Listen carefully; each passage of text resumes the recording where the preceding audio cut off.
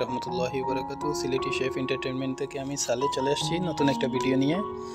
তো আজকে আপনাদেরকে দেখাবো কিভাবে পেঁয়াজু তৈরি করতে হয়। আমি দুইটা ডাল ভিজিয়ে নিলাম, একটা মসুরির ডাল আর খেসারির ডাল। আমার ডালটা আমি ব্লেন্ডার দিয়ে ব্লেন্ড করে নিলাম, সাথে গ্রিন চিলি ব্লেন্ডার করে রেখে দিলাম। দেখতে পাচ্ছেন কিভাবে পেঁয়াজুর মালটা রেডি করতে হয়। এখন স্পাইসি দিয়ে দেব।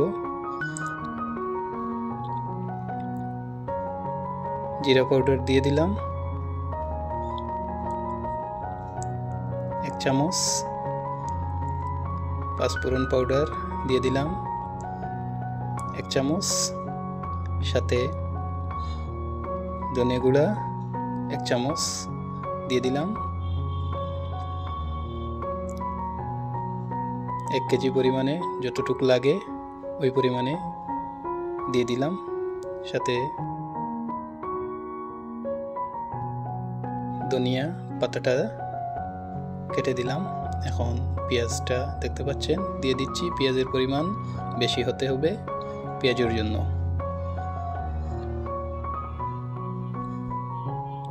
সাথে হলুদ গুঁড়ো দিয়ে দিলাম 1/2 চা চামচ,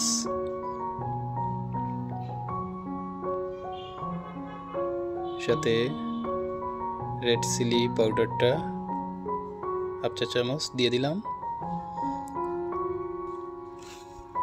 আদা বাটা দিয়ে দিলাম, সাথে রসুন বাটাটা 1 চামচ পরিমাণ দিয়ে দিলাম।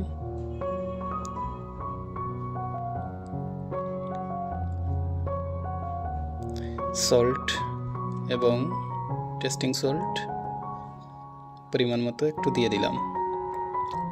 2টা এগ লাগবে, 2টা এগ ভেঙে দিলাম। এখন ম্যারিনেট করে আমি পেঁয়াজের মালের সাথে অ্যাড করব, যাতে মচমচে হয় এবং সফট হয়। কিছু বেসন দিয়ে আমি ম্যারিনেট করতেছি। আমার ম্যারিনেট করা হয়ে গেছে, দেখতে পাচ্ছেন খামিরটা তৈরি হয়ে গেছে। এখন আমি হট অয়েলে ছাড়বো। দেখতে পাচ্ছেন আপনারা কিভাবে পেঁয়াজু ছাড়তে হয়। এখন আমার পেঁয়াজুটা হয়ে গেছে পরিবেশনের জন্য। আমরা রেস্টুরেন্টে এভাবেই মচমচে সুস্বাদু পেঁয়াজু তৈরি করে থাকি। আপনারা ঘরে বসে যেভাবে আমরা রেস্টুরেন্টে করি ওইভাবে করতে পারেন। আগামীকালকে নতুন আর একটা ভিডিও নিয়ে আসবো। ভালো থাকবেন, সুস্থ থাকবেন। আসসালামু আলাইকুম ওয়া রাহমাতুল্লাহি ওয়া বারাকাতুহু।